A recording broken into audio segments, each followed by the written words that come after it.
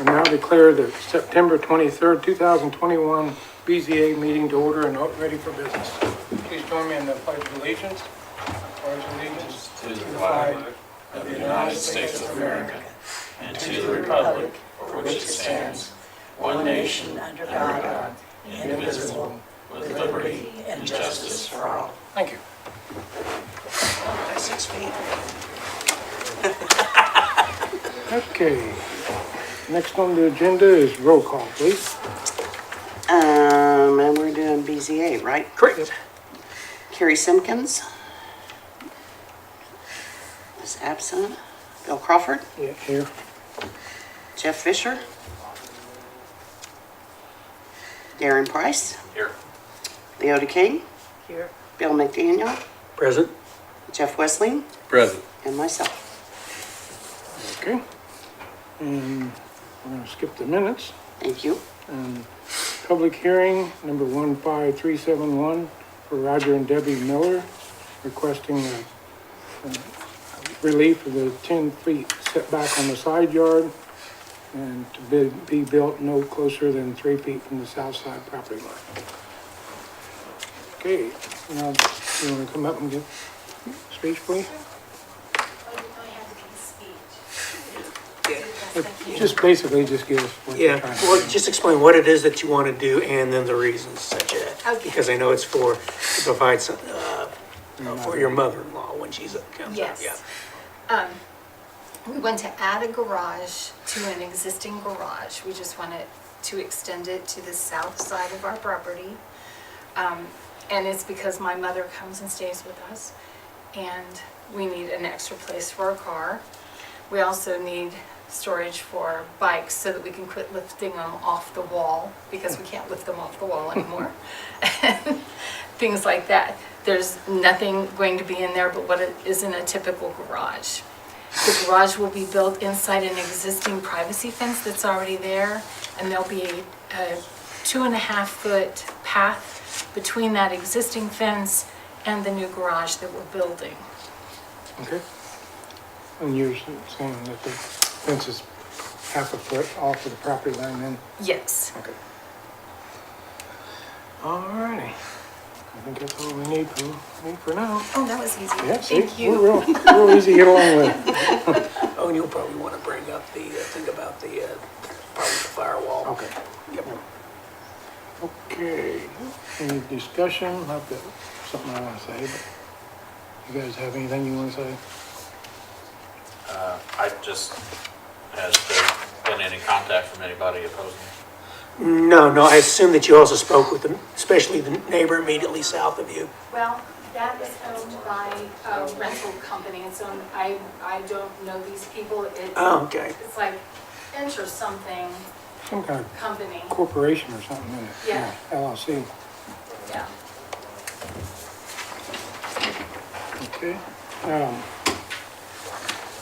I would like to bring it, I just want to put it on record that Bill did speak to you guys about putting the firewall. No, I did miss on speaking about that. Oh, okay. We were aware of that we have, because it's closer to the line. Right. That we have to have a firewall and that we cannot put windows or have any openings on that side of the garage, the south side of the garage. Is that correct? Yeah. We can have them off the back and off the front, but not off the south side. Would you like her to explain? So whoever you have as a builder, be sure and let them know that, so when Bill comes out to do the inspection, that, you know, if we approve it, that, you know, that he knows he's got to do that, because some of them wouldn't know that. Okay. Okay. I don't know who the builder is, but. It's Derek Lane. Mr. Ling knows. Oh, yeah, I'm sure. Yeah, because particularly between he's pretty familiar with the things because of his his father and then his uncle. All right. Been lifelong builders for a long time. If I You have may, anything? Go ahead. Is it okay, Jeff, legally, since I was late, I apologize. There is a quorum without me. May I leave it up to her? Can I explain the risk and difference about explaining again versus voting this way? So, I apologize, I was late. So, there is a quorum. There are 3 members here that can vote on your petition. without me, I don't feel like I can because I didn't hear everything you had to say. I read the packet, but I didn't hear everything you had to say. However, because of the way the board is, you would have to have all 3 votes unanimously to be approved. If you would like, you can do that without having to go through everything again, or you can provide me with a recap. Sure. And then in that way, you would only have to have 3 of 4 rather than 3 of 3. And I feel like it's up to you, whatever. I'm happy to recap it. Okay. Do I need to go back up? I apologize, yes. Oh, you're fine. It just You're gives you fine. better odds. Yeah, Maybe, let's see if I do better this time. Oh, you did good that the way first if time. Bill doesn't like other people with glasses. She only talked for about 30 seconds. Okay, I I do assumed, I real was like, that is, yeah, okay. Kind of go through On the same the thing, yeah. south side of our house, there is already a garage there. We want to add an additional garage to that property. There's already an existing privacy fence there. So it will be within the privacy fence. We're not changing anything between the property lines. And there should be like a 2.5-foot walkway between the garage and the privacy fence. It's just a standard garage, although it will have a door in the front and a door in the back so we can get to our backyard. It's a drive-through garage. Fancy. It's for my mother, and my mother, when she comes home, she lives half time in Arizona and half time with us. So we need a place for her to park her car when it's inclement weather and things like that. Okay, thank you. All right, thank you. Okay. Now, you want to have any discussion, Carrie, other than, Like I said, I did get a chance to read through everything. I just missed her presentation, so I don't have any questions. okay. Well, then I'll take a motion. I make a motion to accept the exception. Okay? I'll second. Okay. We probably don't need to put that in the motion about the firewall. No, That's just they're part aware your of the firewall, Okay. because that actually comes within my purview when I do the inspections. Okay. All right, we got a motion made and properly seconded to okay the permit, petition. All those in favor? Aye. All those Voice vote. Voice, yeah, voice. Roll call. Oh, Yes, roll I call. would. Okay. Want me to roll call? Vote, yep, voice. Carrie Simpkins, Yes. Bill Crawford, Yes. Darren, Yes. and Leota. Yes. Okay. Okay. All right. Permit, we'll just get with Bill and he'll get the permit set up for you and Okay. just go in the office there and Yeah. be ready to Thank you go. so very much. Yeah, so, Okay. all that you'll need to do is when, bring in the full construction plans that, Mr. Ling has prepared for you. Come on in, take care, get the permit, I have some inspections in the morning, so it'd be possible, to borrow afternoon, or, come in, give me a call early on Monday and let me know about when someone might be in. Okay. All right? So you need something else? Oh, it'll be the permit for the permit for the garage. Yeah, And a drawing. yeah, yeah, with the Mr. drawing Ling that would goes. help- He'll help you with it. I mean, our contractor did. We didn't, if you tell him you need your building permit, odds are your contractor will help you fill it out. Ours did too. Yeah. And I do this and I had to have my contractor help me. Okay, great. Thank you, you guys made this All right. so easy. No problem. Thank you. Yep. Okay, Okay. Next on the agenda is the director's report. Move to accept the director's report as presented. I'll second. A motion made and properly seconded to okay the director's report as presented. All those in favor? Aye. All those opposed? Okay, next on the agenda is adjournment, unless you guys have anything to discuss. Move to adjourn. short and Second. sweet. And adjourn, properly made and seconded. All those in favor? Aye. All those opposed? Go home.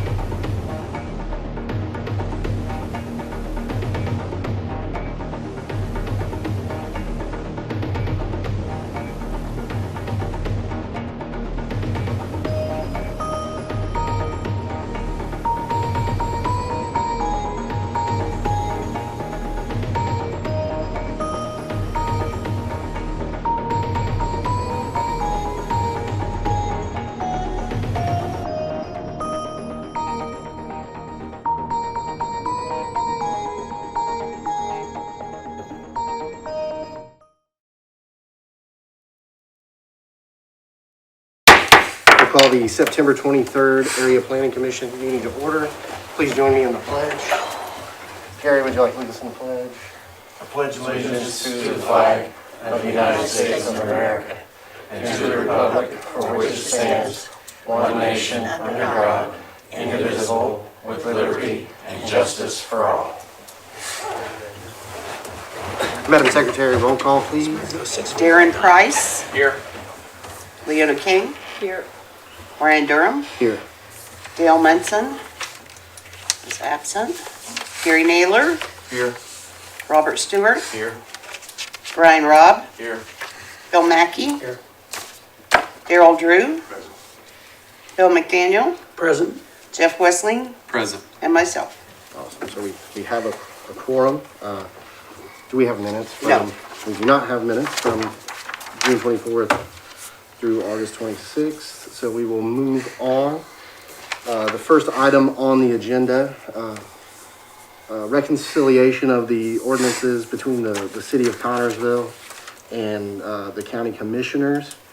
It looks like I have a list of dates here of availability and unavailability of Diana Phillips. I would like to shoot for as early or as soon as possible. So looking at this particular, when she's available, I'd like to shoot for October 4th.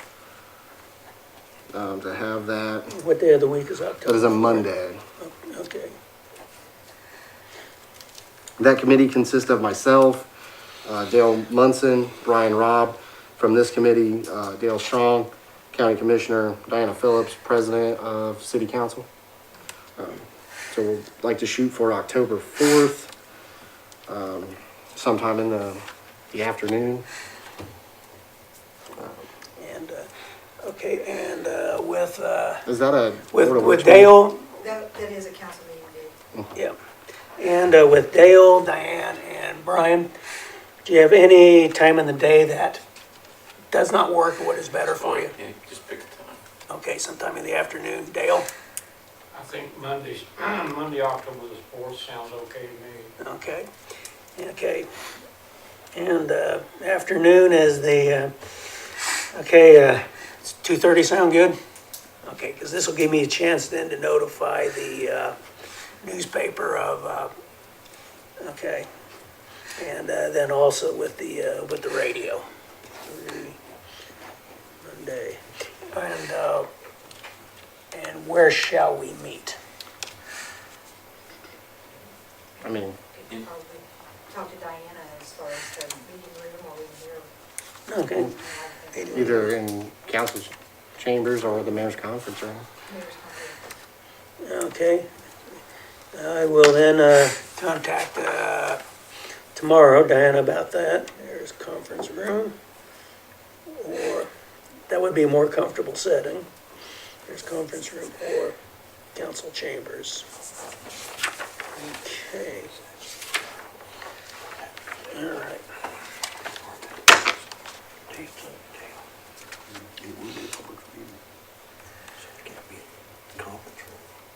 We have public meetings in the conference room. We have a public meeting tomorrow in the conference room with the redevelopment commission. During the day. Diana controls traffic. So we will meet Monday, October 4th at 2:30 at a location to be determined, either the council chambers or conference room. Okay. Moving on to the next item on the agenda, the fee schedule. It looks like, I don't know if everybody has a copy of this, Bill's, what needs to be removed from the fee schedule in the zoning code, particularly 15337 regarding signs, 15344 regarding filing fees. And those are the two areas. There's the fees and the subdivision regulations. And what it would require is the adoption by, okay, at the same time we would do that, should the council adopt a fee schedule, a fee ordinance for the county commissioners, I should say, that we would then also need to replace the The building ordinance that was adopted by the city and county. I have copies of the model ones from the state of Indiana. And all it really just requires is the appropriate locations you're putting in place, the jurisdiction. And then one really to check with is since the reason that through the Area Plan Commission office has done the building inspections in the city is that I don't know if there was some type of extra agreement, but in the ordinance it was adopted, it was identified with the city, identified also the Area Plan Commission office would be responsible for the office doing the building inspections in the city. So this would be, so at the same time, there'd be a public hearing on both the removing the references to fees in the zoning code. Same goes for the subdivision regulations. And then also, then it would be, voting, I suppose it'd be a resolution from the Area Plan Commission to recommending that the city and the city council and then the commissioners, I think you'd be required to hold a public hearing as it's a city ordinance, and does not go through the Area Plan Commission first. That, and then to hold the hearings for the public hearing on the adoption of the building code. And so all that the building code really does is that it allows you to adopt, you have language that adopts all of the state of Indiana building and fire codes. So all of those in there, including the ones that your fire chief, fire department enforces, that's included on the actual list of what you're actually adopting. So the language is there in place, so every time the state of Indiana might actually say, adopt a new, one of the updated model ordinances, building codes, it's automatically adopted. So that's the main thing of having the state of Indiana's ordinance right there. And then before it goes into effect, it also requires that the state of Indiana, much as with the, I think Dale and Diane, I think you're both involved, you're both on the, at the time when the last floodplain ordinance was adopted, how the state of Indiana then has a final approval after you pass it, then to make sure that everything is in there, and then they actually approve it, and then it's actually in effect. It's a similar thing with the building codes as with the floodplain codes. So, but, Dale and any insight as far as, because I know there's a lot of stuff in there for you and Dale to try to absorb, but I don't know if it's, as we talked earlier, whether it be a special meeting or a special meeting where that'd be the only topic to just work through the what all's in the fee schedule and the whys and what gives you heartburn, what doesn't give you heartburn, and what might be to adjusted. And if you need the rationale and the justification for the fees, that can be done at that time also. So there's a lot to it. That holding a special meeting for this purpose would probably work the best because there's an awful lot there to discuss, and trying to mix that with regular business is hard to do. So I'm sure Commissioner Munson wouldn't object to a special meeting for that. It'd just be a matter of setting a time and a date. Mm-hmm. Yep. Yeah, and as with because it'd be just as the one for the internet, for the broadband, which will be coming up in a moment, is they had the special meeting for that, so it'd be a similar thing. So once the commissioners have met and agreed to publish for a public hearing, there are a fee schedule, because there will have to be a public hearing for the fee schedule. And then once adopted, we would then we would have a public hearing to remove our fee schedule to get the fees taken out and just adopt the county's adopted fee schedule. I know it sounds very confusing, but Well, that way you're not left without one. Yeah, exactly. That's Yeah. the whole reason, is to not be left, like, we could remove it.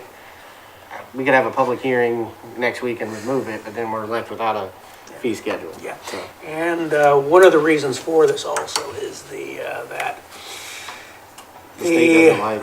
well, I was just saying the fees period, is the fees that are in place were adopted in 1993. And so right now you're dealing with something that's 28 years old. They haven't been changed. They haven't reflected the changes in the cost of living, the cost of services, the cost of the county.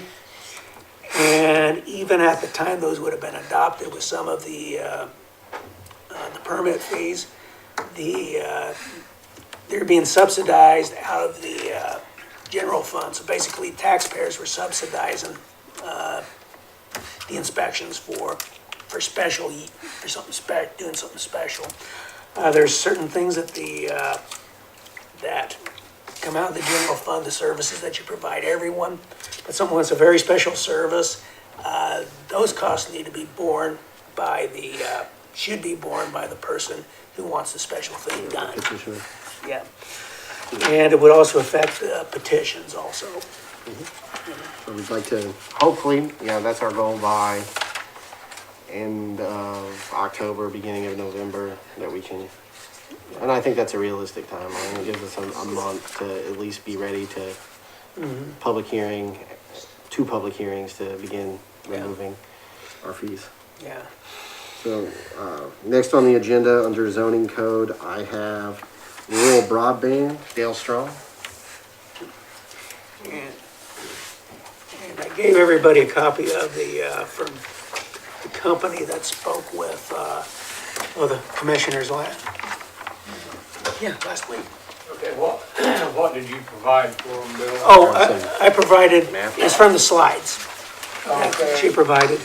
So it gives you an idea too, because it gives a little better overview than, it has everything on with those, because there's a lot of drawings that Michael printed, aerials that Michael printed out on the maps. Okay, well, just to bring you all up to date on this upcoming project, Commissioner Munson and I, along with Bill McDaniel, met with last week with a representative from a company called Charter Communications.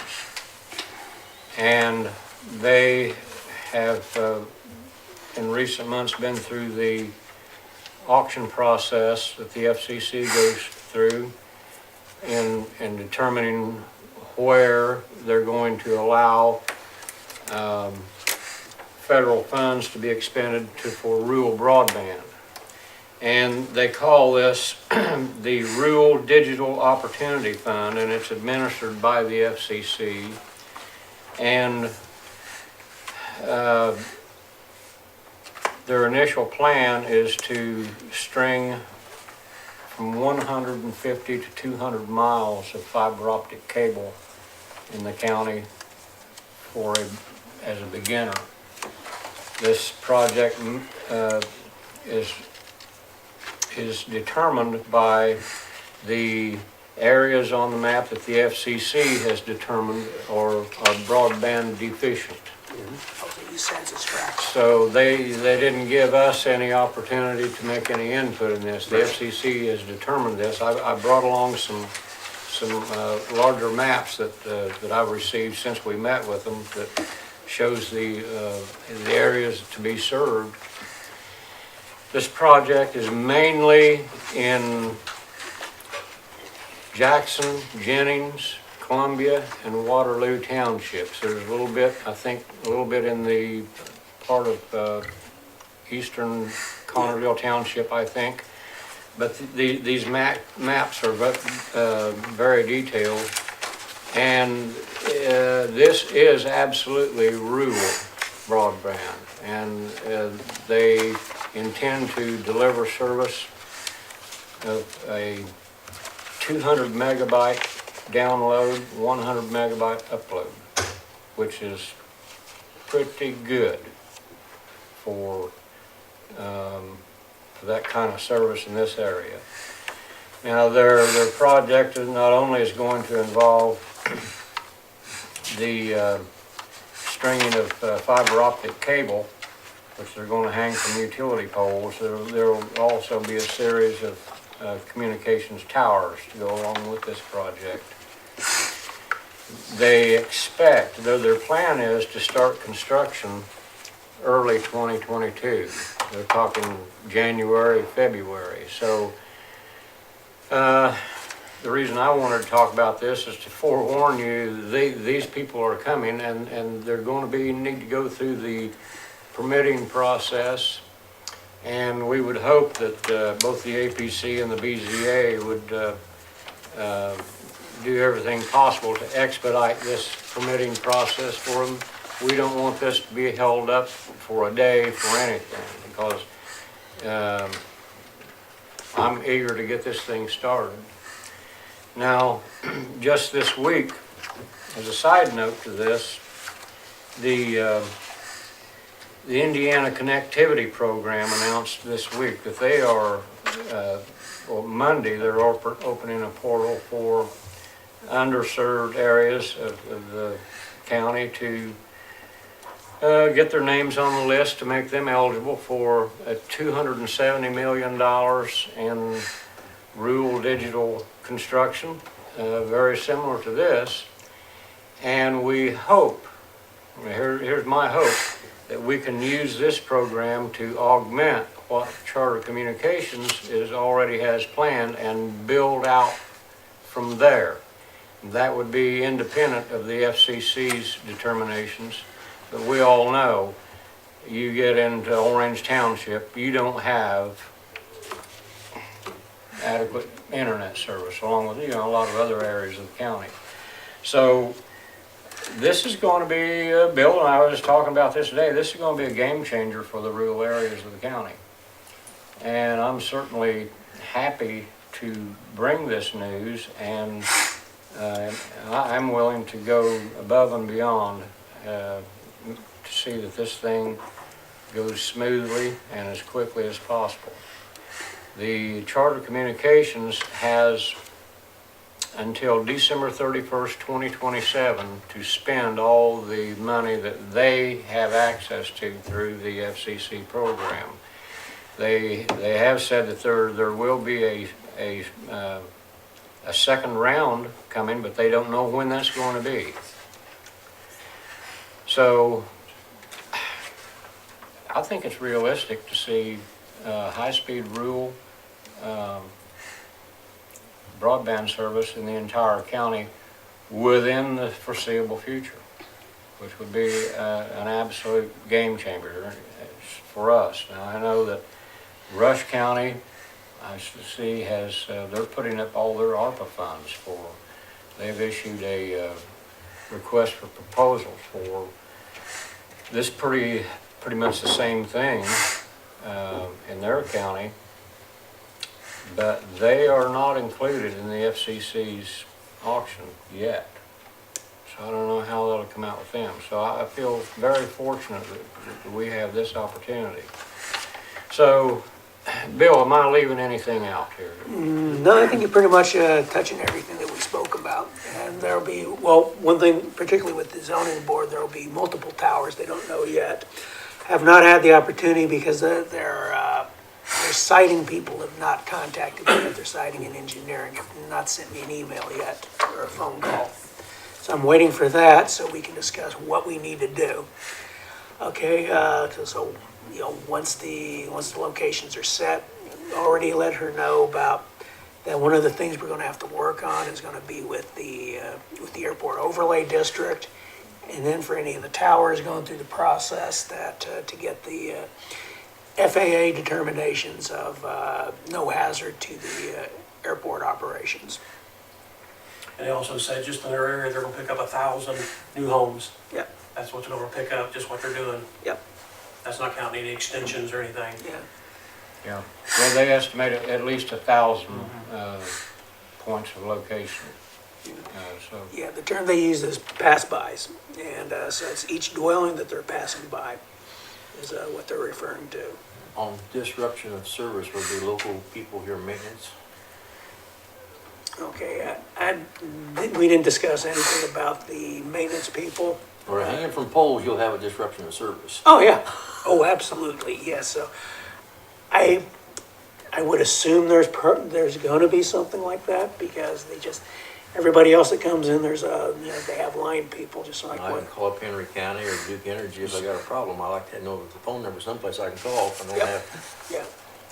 well, I'm sure if you're a subscriber to their service, Bob, you would have a way to. Yeah, Send it out of Chicago, be there in 3 weeks. Yeah. yeah. Well, Dale, is this company actually gonna be the owners and operators Yep. of the cable? Yes. Or are they just the installers and they're gonna sell it off to No, the RMCs or? No, they're going Next to to be, Verizon, they're the second biggest I was company. like, Spectrum is huge, like it's an enormous they're going to be provider. the owner operator. They probably got 30 They have a very, if you can get on their website and look at them, they have a very large footprint in Ohio, and they seem to be moving westward. I think they're a solid company. Their stock price is $800 a share, so they're not a no fly-by-night. no, they're not a fly-by-night outfit. And here's the funny part is, we have encouraged for a long time the local REMCs and others to do this very same thing, and they just refuse to do it. There's no money in it for us. Well, okay. So now we've got somebody that has stepped in and sees potential for it, and as far as I'm concerned, they can have the whole county right now. And so I'm very optimistic about this, and I want to, from my end of this deal, I'm going to do everything I can to expedite this as quickly as possible, and I hope that the APC and BZA can join with us in this. We've needed broadband service in Fayette County for a long time, and I feel sorry for those people that live outside the city limits and have no access to the internet or the facilities that we have in town. Oh, yeah. So I think this is absolutely wonderful. Yeah. It's really good news, Leota. Yes. And we do have wireless service here and there, but which requires a line of sight connection that is just impossible to get, and especially in the southern portions of the county, or the terrain just doesn't allow that. But if you've got that fiber optic cable hanging on the pole out in front of your house, you can hook up to it, and you don't have to worry about the rest of it. So, and the speeds they're offering is great. So, Sounds very good to me. as soon as your meeting's over, I'll unroll these maps out so you can all see what this entails and give you a much better view of what we're looking for. Okay, Thank you so much, Dale. okay, thank you. Okay. Now with the solar. Moving on to the solar energy meeting that Bill was able to attend last Okay, Thursday. and the Commissioner Munson was also able Dale to Munson. attend. So yeah, I think you're all aware of just how much was in that packet that I sent out. Okay, here's all those PowerPoint slides printed out. And I use these to, that's what's in this write-up. So I don't expect everybody to have read this and really know what's in it. But this gives you an idea. It goes through with each of the presentations and the information that was issued at each of the presentations. But so we do have options to work with it. But some of my side discussions after that is that leaving as closely as we can to the Indiana model ordinance is a good place to start. So we have made progress in that direction also with some early drafts. And in particular, though, there's some things that One thing I'll go ahead and reference to is because it gets into the use of the agricultural land, is that it uses, I forget which county it was, but it isn't going to be a huge explosion or covering of commercial land, of farmland, because it's limited by the access to the high tension lines, access to power stations. It's then they have to go through requesting queuing to get into the either MISO or the PJM, one of the two transmission organizations that serve Indiana. And so if there isn't capacity, or if they don't have electricity contract signed, the project won't happen until then. Because they also need to have contracts on end, because they have to arrange financing also. Okay, then there's a discussion of alternative things that can be done in the meantime, so you don't have to sort of dual use activities that can be done in the fields at the same time. And, well, the solar fields. Of course, not really row crops, but there's other things that can be done, such as, primarily sheep's the one that's mostly used as far as as a second use as far as livestock grazing. Typically, I think people recall looking at with the ordinance drafts of the materials that are used, because they call for a mix of native grasses and forbs. So native plant materials, which also have deeper root systems than any type of turf. And one thing that'll be done, and these are all taken into consideration with the contracts, is because you're paid a lease all the way through, and all this is done with the private contracts. And you can work that into the use of what's actually allowed. There's the ordinances. Typically, it's you're calling for a native mix of grasses and native plants, and they have deeper root systems. Essentially, the life of the project is the fields are fallow. When the project is done after the decommissioning, it returns back to agriculture. So like I said, there's a lot of different things in there that can be done. Since it focuses on a lot of native plant materials and with pollinators, it's a big one with a lot of the projects. Are these located close to the power grid? Yeah, they have to be close to the transmission lines. How Yeah. how many acres will one take up? We don't know that. Do they have? Okay, we don't know how much each one's gonna be. 100 acres? Don't know until they actually come in through looking at the project. But Will one be sufficient? Are they gonna need 2 or 3? I mean, it could be hundreds, it could be 1,000 acres. yeah, you don't know until they start through it on the project. So you can have several hundred acres of the project and other locations. There's other locations where, based on one location, it might be a 55-acre grid in a particular field. So you don't know until they're actually coming through for the project.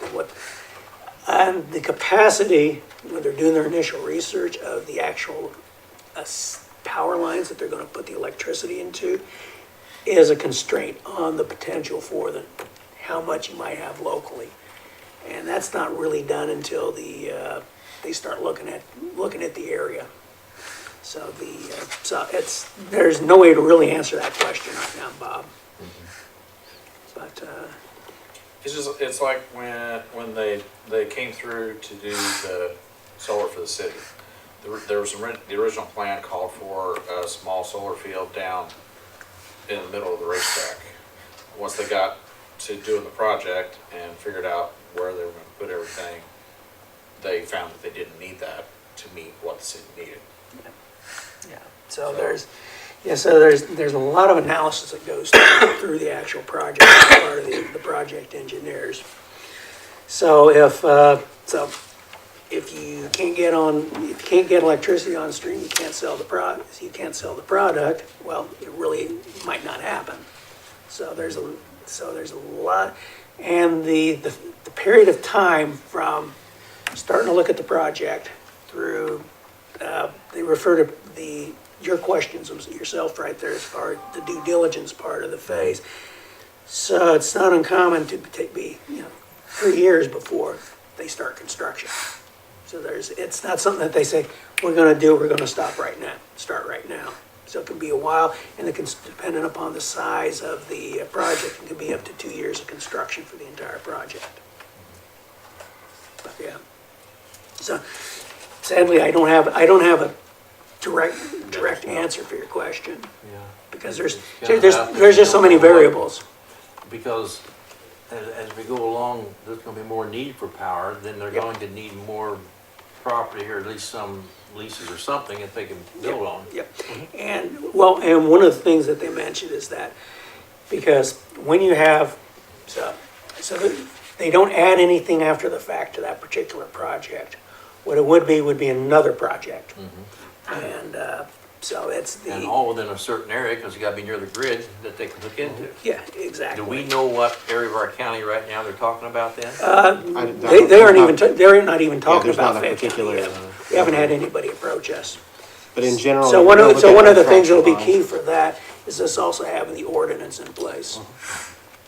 But Bob, to answer your question, in general, so you'll look at where the traction line ran, because that's where, when the power companies updated their grid systems along the traction line, because there's already electric ran there that was basically abandoned, it's easier to build track there. If you look at the Duke substation on Substation Road, that's the old traction line that they Yeah.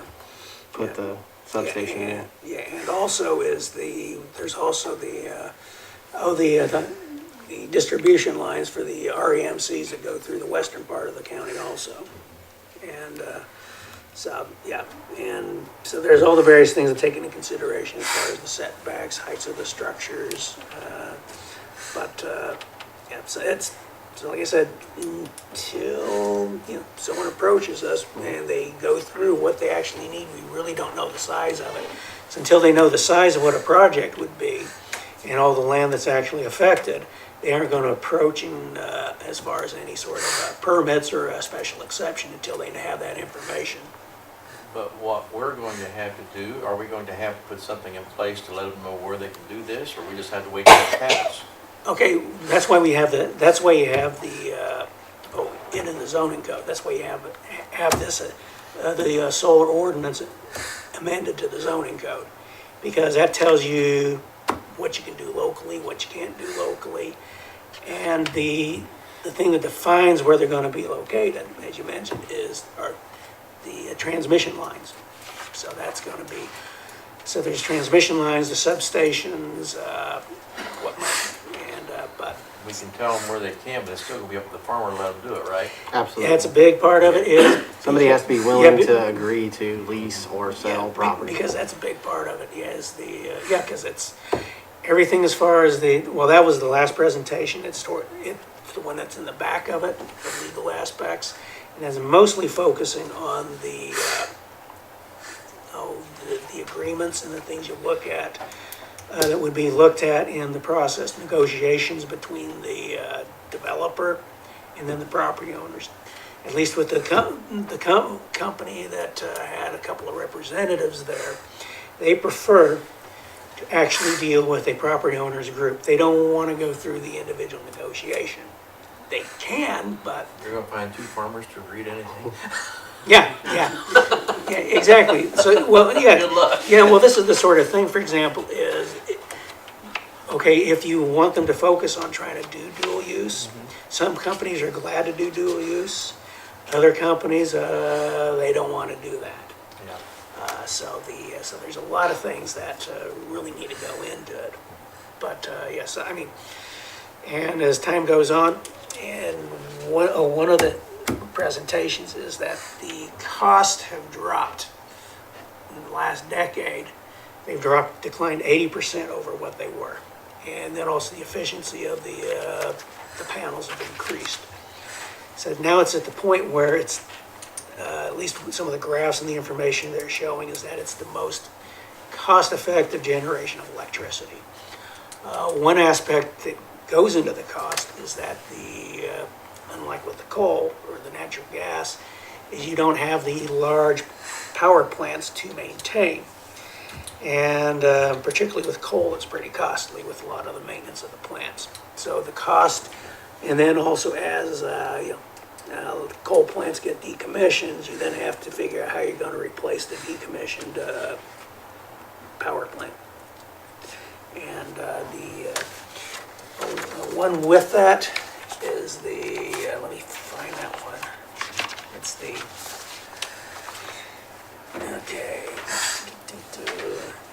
because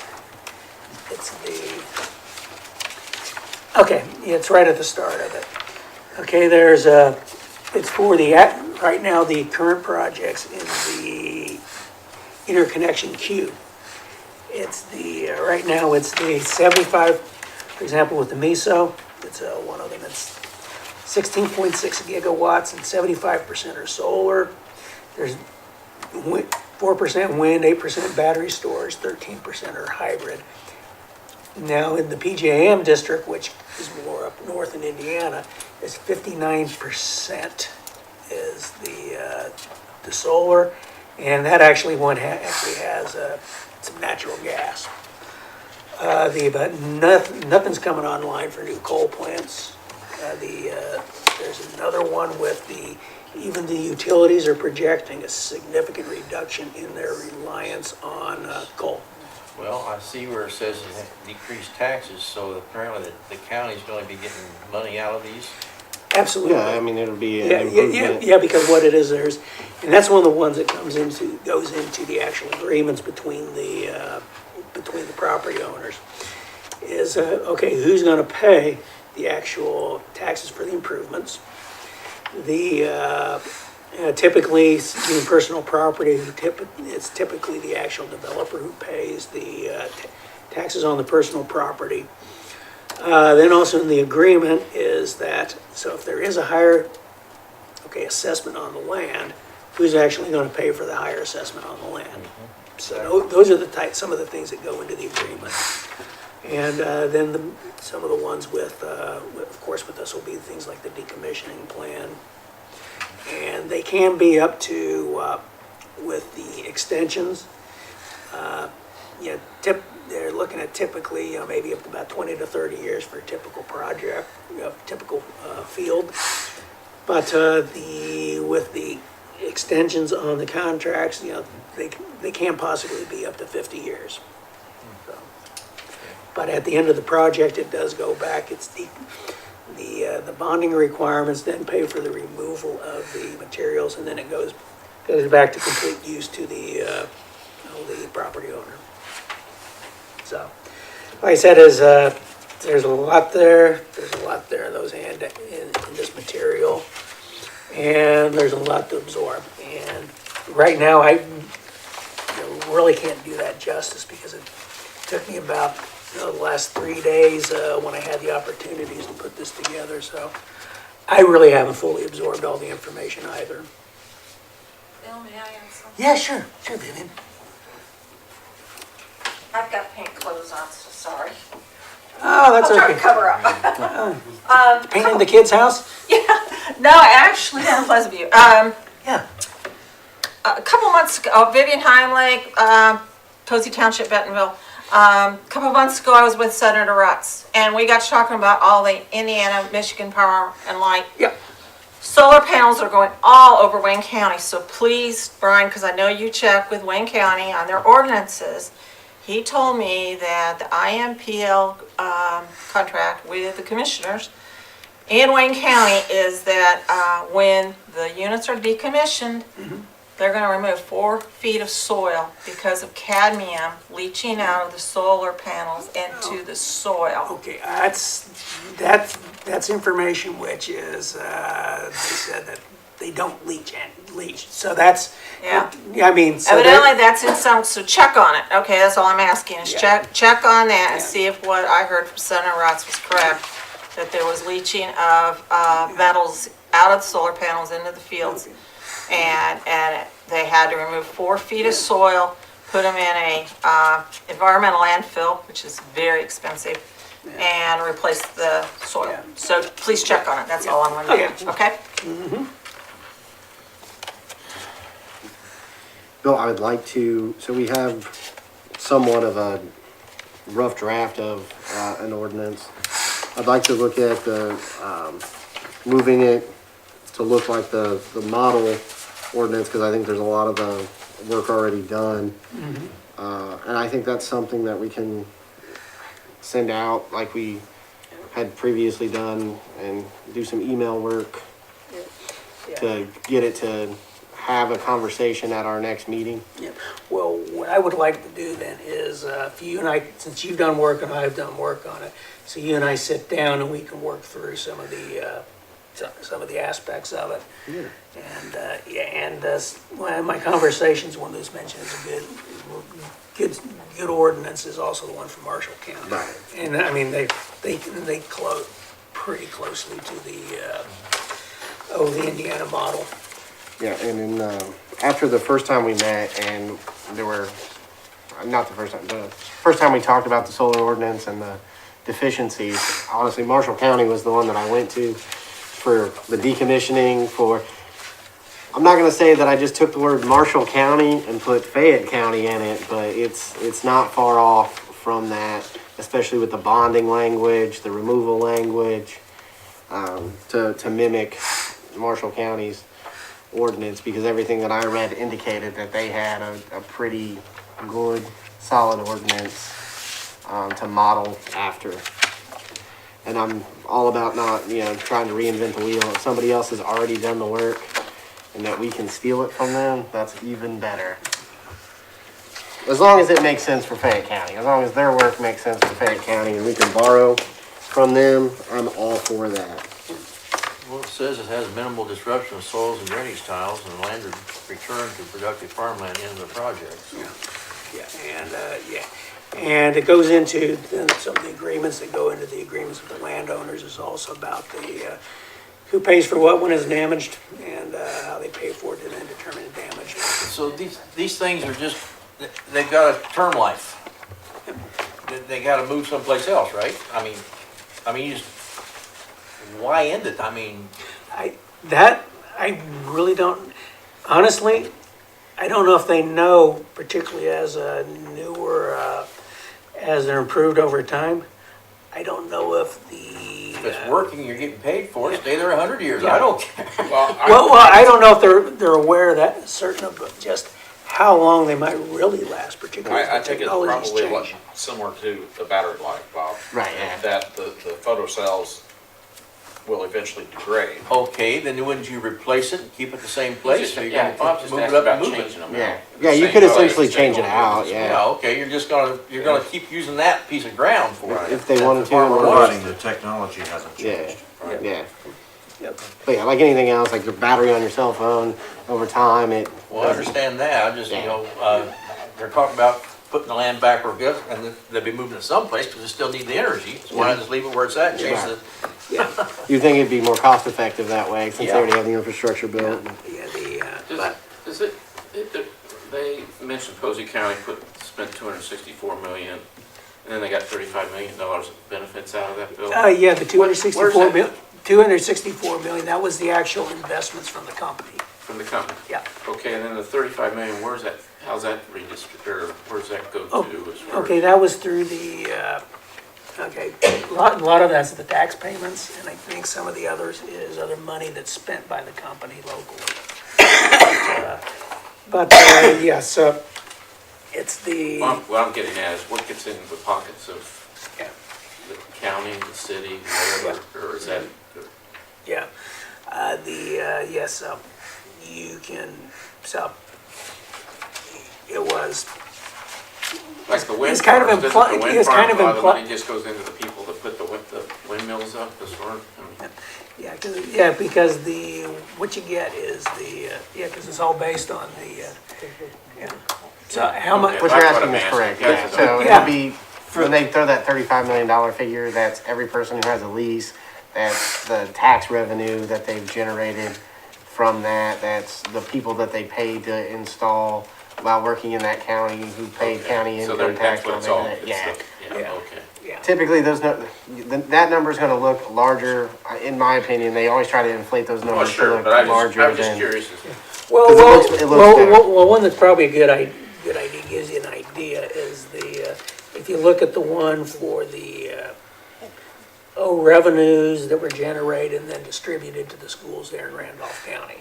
Right. No, I understand. I'm just asking the Yeah, question. so, as yeah, far as- because they really weren't clear, and you didn't get a disaggregated Right, breakdown from okay. it. But, yeah. We'll move on to the director's report.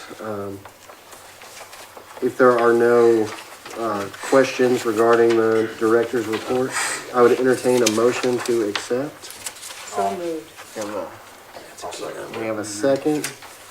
Any further discussion? All those in favor signify by saying aye. Aye. Any opposed? Motion passes. The last item on our agenda is adjournment. Do I have a I move to adjourn. No second? discussion on that? Do I have a second? Second. All those in favor? Any opposed? Motion passes. Thank you.